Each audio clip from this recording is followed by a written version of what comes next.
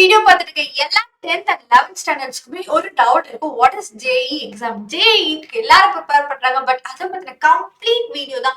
அப்படின்னா என்னன்ற சில டவுட்ஸ் எல்லாத்தையும் கிளாரிஃபை பண்றது தான் இந்த வீடியோ. ஓகே, ஸோ ஃபர்ஸ்ட் நம்ம இதுல என்ன பார்ப்போம் அப்படின்னா காலேஜஸ் பத்தி. இது ஜேஇல என்னென்ன காலேஜஸ்க்கு நீங்க படிக்கலாம், எக்ஸாமினேஷன் அதோட ஷெடியூல் எப்படி இருக்கும், ஏஜ் லிமிட் என்னென்ன, எலிஜிபிலிட்டி என்னென்ன, fees structure and exam pattern, இதை பத்தி எல்லா டீட்டெயிலும் இந்த ஒரு வீடியோல நம்ம பார்க்க போறோம். ஓகே, ஜேஇ மெயின்னா 2 பேப்பர்ஸ்க்கு எழுதலாங்க. ஃபர்ஸ்ட் வந்து நீங்க ஒரு வேலை 12th அப்புறம் பி ஆர் பிடெக் கோர்சஸ் பண்ணணும்னு நினைச்சீங்கன்னா அதுக்காக ஜேஇ மெயின் எழுதுவாங்க.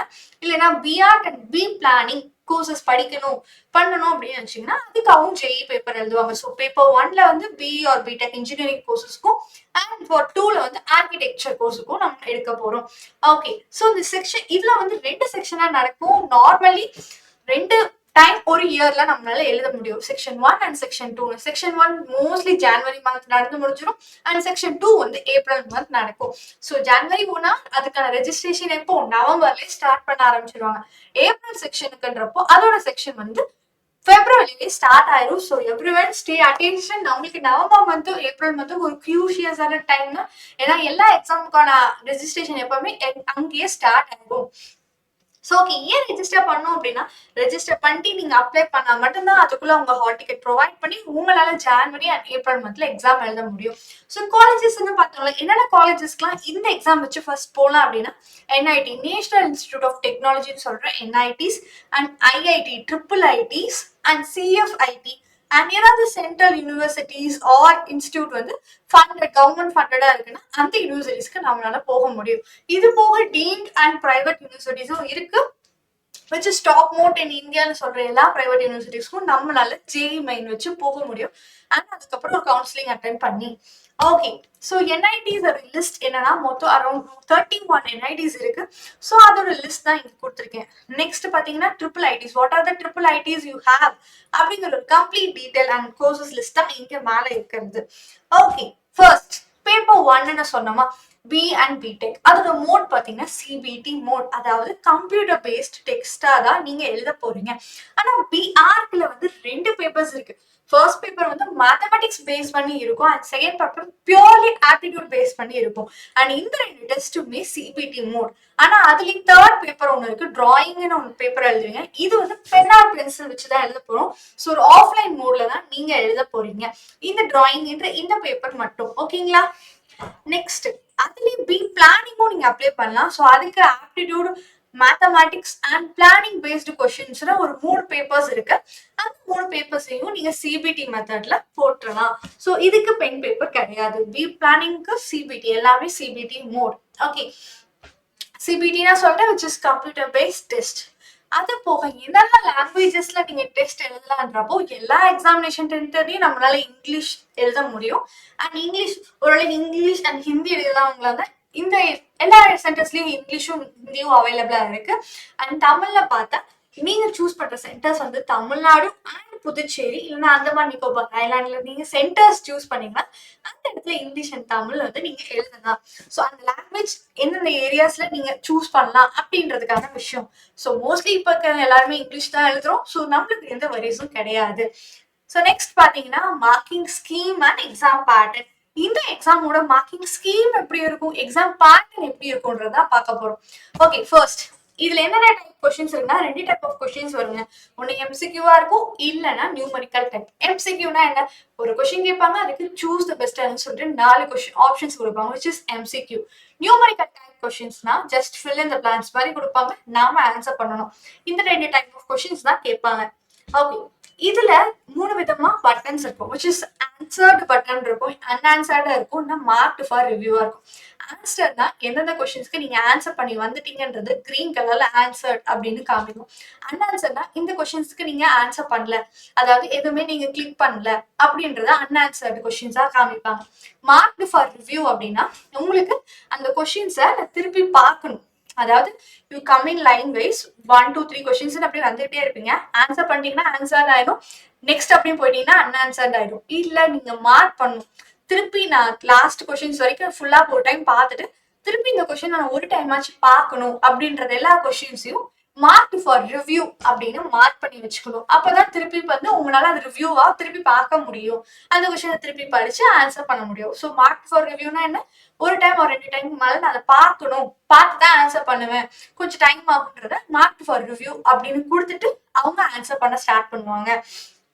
அண்ட் இதுல மார்க்கிங் ஸ்கீம்னு பார்த்தா ஒரு கரெக்ட் ஆன்சர்ஸ்க்கு 4 மார்க்ஸ் கொடுப்பாங்க. ஒருவேளை நீங்க ஏதாவது ஆன்சரை கிளிக் பண்ணி அந்த ஆன்சர் தப்பு ராங் அப்படின்னா -1 மார்க்ஸ் இருக்கு. ஸோ இதுல எல்லா கொஸ்டின்ஸும் நம்மளால அட்டன் பண்ண முடியாது. எந்த கொஸ்டின்ஸ் உங்களுக்கு கரெக்ட் தெரிஞ்சா மட்டும்தான் உங்களால அட்டன் முடியும். தெரியாம ஃப்ளூக்ல அட்டன் பண்ணலாம்னு நினைச்சீங்கன்னா அங்க இந்த ஆப்ஷன்ஸ் கிடையாது. பிகாஸ் இதுல நெகட்டிவ் மார்க்கிங் இருக்கு.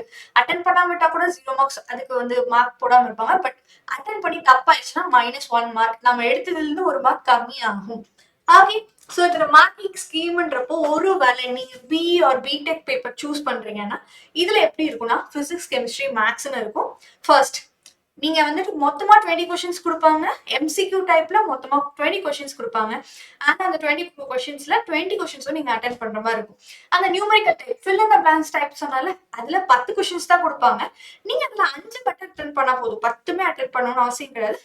சூஸ் ஒரு 5 கொஸ்டின்ஸ், உங்களுக்கு தெரிஞ்ச 5 கொஸ்டின்ஸ் மட்டும் அட்டென்ட் பண்ணா போதும். ஸோ இந்த மாதிரி ஒவ்வொரு சப்ஜெக்ட்டுக்கும் 25 கொஸ்டின் 25 20 25 கொடுத்து மொத்தம் 75 கொஸ்டின்ஸ் நீங்க அட்டென்ட் பண்ணணும். அண்ட் டோட்டல் மார்க் எவ்வளோன்னு கேட்டீங்கன்னா எவ்வளோ, which is 300. ஒவ்வொரு சப்ஜெக்டும் 100 100ன்னு சொல்லிட்டு 300 மார்க்குக்கு நீங்க எழுதுறீங்க. Next BArch and B planning எப்படி இருக்கும் அப்படின்னா காமனா மேக்ஸ் ஆப்டிடியூட் ரெண்டுலயுமே இருக்கு கரெக்டா. ஸோ மேக்ஸ்ல 30 கொஸ்டின்ஸ் கொடுப்பாங்க. அதுல நீங்க 10 கொஸ்டின் மட்டும் அட்டென்ட் பண்ணா போதும். அதாவது MCQ டைப்ல. நியூமரிக்கல் டைப்ல 10 கொஸ்டின்ஸ் கொடுப்பாங்க. அதுல நீங்க 5 மட்டும் அட்டென்ட் பண்ணா போதும் மேக்ஸுக்கு. இப்போ மொத்தமா 100 மார்க்ஸ்க்கு நீங்க எழுதுவீங்க மேக்ஸ் மட்டும். அண்ட் ஆப்டிடியூட் பாத்தீங்கன்னா 50 கொஸ்டின்ஸ் கொடுப்பாங்க. ஆனா அதுல நீங்க 20 அட்டென்ட் பண்ணா போதும். 30 சூஸ் விட்டுறலாம், 20 மட்டும் நீங்க அட்டென்ட் பண்ணா போதும். அண்ட் நியூமரிக்கல் டைப்ல எந்த கொஸ்டின்ஸும் கிடையாது. ஸோ அது வந்து 200 மார்க்ஸ். ஓகே, விச் மீன்ஸ் ஒரு கொஸ்டின்ஸுக்கு 10 மார்க். ஓகேவா. நெக்ஸ்ட் பிஆர்க்குன்றப்ப என்ன சொன்னோம், பென்சில்ல டிராயிங் கொஸ்டின்ஸ் கேட்பாங்க. ஸோ 2 கொஸ்டின்ஸ் கொடுப்பாங்க. அந்த 2 கொஸ்டினுமே நீங்க அட்டென்ட் பண்ணி தான் ஆகணும். ஒரு கொஸ்டின் 50 மார்க். ஸோ எப்படி அந்த டிரா பண்றத வச்சு உங்களுக்கு உங்களோட கட் ஆஃபே பேலன்ஸ் ஆக போகுது, விச் இஸ் 100. பி பிளானிங்கா இருந்தீங்கன்னா maths aptitude plus planning based questions சொன்னோம்ல, அந்த பிளானிங் பேஸ்ட் கொஸ்டின்ல 25 கொஸ்டின்ஸ் அவங்க கேட்பாங்க. அதுல நீங்க 20 மட்டும் அட்டென்ட் பண்ணா போதும், மொத்தமா 100 மார்க்ஸுக்கு. ஸோ பிஆர்க்கா இருந்தாலும் சரி, பி பிளானிங்கா இருந்தாலும் சரி, நீங்க ஒரு 400 மார்க்ஸுக்கு எழுத போறீங்க. ஓகேங்களா. ஸோ 90 கொஸ்டின்ஸ் கொடுத்து சேம் 75 கொஸ்டின்ஸ் அட்டென்ட் பண்ணா போதும். இதுல டியூரேஷன் ஆஃப் டெஸ்ட் எப்படி இருக்கும்னு பார்த்தலாமா. இந்த டெஸ்ட்னா பி ஆர் பிடெக் தான் நீங்க எழுத போறீங்க அப்படின்னா உங்களுக்கு 3 hours கொடுப்பாங்க. அண்ட் இதுவே வந்து நீங்க பிசிக்கலி சேலஞ்ச் பீப்புளா இருந்தா 1 hour எக்ஸ்ட்ராவா 4 hours கொடுப்பாங்க. இதுவே நீங்க பிஆர் பேப்பர் எழுத போறீங்கன்னா சேம் 3 hours ஃபார் உங்களுக்கு 4 hours கொடுப்பாங்க. ஸோ அந்த மாதிரி அவங்களே ஷெட்யூல் பண்ணி வச்சிருக்காங்க. ஒருவேளை நீங்க பிஆர் பி பிளானிங் ரெண்டுமே அட்டென்ட் பண்ற ஆப்ஷன்ஸும் இருக்கு. ஸோ அந்த மாதிரி 2 பேப்பரும் அட்டென்ட் பண்றீங்க, உங்களுக்கு 3 hours and 30 minutes கொடுப்பாங்க. அண்ட் அதுவே பிசிக்கலி சேலஞ்ச் அப்படின்னா 4 hours and 10 minutes கொடுப்பாங்க. ஓகேங்களா. நெக்ஸ்ட் ஏஜ் லிமிட் இருக்கு. ஸோ ஏஜ் லிமிட்னு கேட்டாலே இதுக்கு வந்து ஏஜ் லிமிட் எந்த ஏஜும் ஸ்பெசிஃபிக்கா அவங்க சொல்லலை. இந்த ஏஜ் குரூப் தான் எழுதணும்னு ஸ்பெசிஃபிக்கா சொல்லல. பட் ஆனாலும் ஒரு கிரைட்டீரியா இருக்கு. என்ன கிரைட்டீரியா அப்படின்னா, ஒரு வேளை நீங்க இந்த வருஷம் அதாவது 2024ல அட்டன் பண்றீங்க, இந்த ஜேஇ எக்ஸாம் அட்டன் பண்ண போறீங்க அப்படின்னா நீங்க 3 கேஸ்ல இருக்கலாம். ஒன்னு 22 and 23 பாஸ்ட் அவுட் ஸ்டூடெண்ட்ஸா இருக்கலாம். இல்ல அப்படின்னா 24ல அப்பேர் ஆகிற ஸ்டூடெண்ட்ஸா இருக்கலாம்.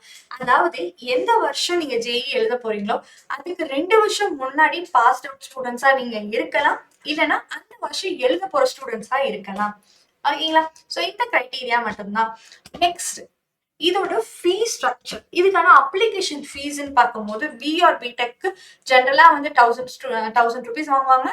அண்ட் ஃபார் நீங்க ஏதாவது சென்டர்ஸ் ஒரு குறிப்பிட்டு இந்த சென்டர்ஸ் தான் வேணும்னு ஒரு குறிப்பிட்டு பார்க்கும் போது உங்களுக்கு 5000 போடுவாங்க. Okay, but general category is 1000. Yes, and for ஃபீமேலுக்கு 800 வாங்குவாங்க. ஸோ இந்த ஃபீஸ் ஸ்ட்ரக்சர் எல்லாம் நீங்க பார்த்தாலே உங்களுக்கு தெரிஞ்சிடும். நெக்ஸ்ட் இது எங்க போய் அப்ளை பண்றது, ஒரு அஃபிஷியல் வெப்சைட் இல்ல ஜேஇ பத்தி இன்னும் எனக்கு நிறைய டீடைல் வேணும் அப்படின்னா இன்ஃபர்மேஷன் ப்ரௌசர்ல போய் பார்க்கலாம். அது வந்து இந்த வெப்சைட்ல அவைலபிளா இருக்கு. ஸோ இதை கிளிக் பண்ணி ஒரு நீங்க ஃப்ரீயா இருக்கீங்கன்றப்போ ஒரு கிளான்ஸ் போய் ஒர்க் அவுட் பண்ணி பாருங்க. அண்ட் வேற ஏதாவது டவுட்ஸ் உங்களுக்கு ரிலேட்டட், வேற ஏதாவது எக்ஸாம் பத்தி டீடைல் வேணும்னா மறக்காம கமெண்ட் பண்ணுங்க. அண்ட் கட் ஆஃப் வீடியோஸ்லாம் பார்க்கணும்னா #100 கட் ஆஃப்னு சர்ச் பண்ணுங்க.